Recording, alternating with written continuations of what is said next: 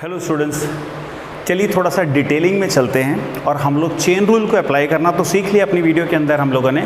अब हम लोग उसके आगे पढ़ते हैं कि हम लोग किस टाइप के फंक्शंस को देखते हैं। अब अगर मैं आपको फंक्शंस की बात बताऊं तो y is equal to f x के नाम से जनरली फंक्शन देखे जाते हैं, जिसमें हम लोग कहते हैं x होता है इंडिपेंडेंट। अगर ये इंडिपेंडेंट है तो y उसके ऊपर पूरा डिपेंड करता है, तो ये हो गया डिपेंडेंट। तो ऐसे में क्या होता है, आपको दो तरीके के फंक्शन देखने को मिलते हैं। एक होता है एक्सप्लिसिट, जिसमें y को हम लोग एक्सप्रेस करते हैं इन टर्म्स ऑफ x, यानी यही वाला फॉर्मेट है। ऐसे में क्या होता है, जैसे लिखा हुआ है y is equal to log of, है ना, साइन x, कुछ ऐसा लिखा हुआ है। साइन नहीं, मैं कुछ और ले लेता हूँ यहाँ पे, जैसे फॉर एग्जांपल tan और उसके अंदर आ गया x स्क्वायर, कुछ ऐसा दिया हुआ है, ठीक है। और एक होते हैं इम्प्लिसिट फंक्शंस। इम्प्लिसिट फंक्शन मतलब ये तो हुआ कि एक्सप्लिसिट। अब ये एक्सप्लिसिट क्या होता है? एक्सप्लिसिट का मतलब होता है जब हम लोग किसी एक वेरिएबल को दूसरे के टर्म्स में लिख सकते हैं। और वहीं इम्प्लिसिट कैसा हुआ, जैसे देखिए एक्स स्क्वायर वाई स्क्वायर, फिर उसके बाद लिख दिया मैंने 3xy और एक लिख दिया मैंने यहाँ पे जैसे मान लीजिए साइन के साथ xy, ये टर्म आ गई अपने पास। तो वो हो गया इम्प्लिसिट, जिसमें x और y को सेपरेट नहीं कर सकते हो। ये हो गया एक्सप्लिसिट, जिसमें हम लोग x को y के टर्म्स में लिख सकते हो।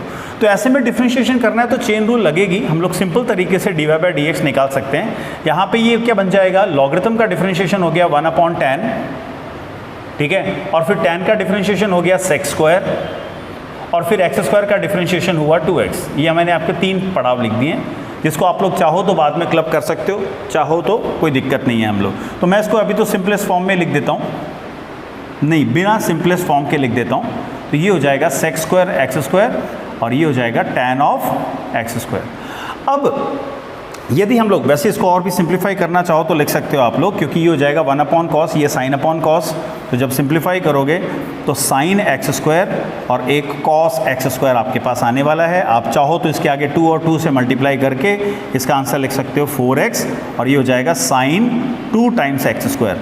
तो इस तरीके से हम लोग एक्सप्लिसिट फंक्शन में जो आंसर देखेंगे वो भी एक्सप्लिसिट फॉर्म में ही आता है। dy/dx टोटली x के टर्म्स में आएगा। पर जब हम लोग लेते हैं इम्प्लिसिट फंक्शन, तो ऐसे फंक्शंस में क्या होगा, x को y के टर्म्स में नहीं लिख सकते, y को x के टर्म्स में नहीं लिख सकते। तो क्या करें, इसको सेपरेट करने की ज़रूरत नहीं है, सीधा सीधा डिफरेंशिएशन करें। ध्यान ये रखना है कि जहाँ y का फंक्शन आएगा, हम y को थोड़ी देर के लिए x ट्रीट करेंगे और फिर उसका डिफरेंशिएशन भी कर देंगे। जैसे यहाँ पे क्या होगा, तो मैं सीधा लिखूँगा ऑन डिफरेंशिएटिंग, ठीक है, on differentiating with respect to x। तो ये क्या बन जाएगा, ये हो जाएगा पहला 2x, फिर दूसरे वाले का 2y। अब y को मैंने x माना है इसलिए dy/dx भी आएगा एक।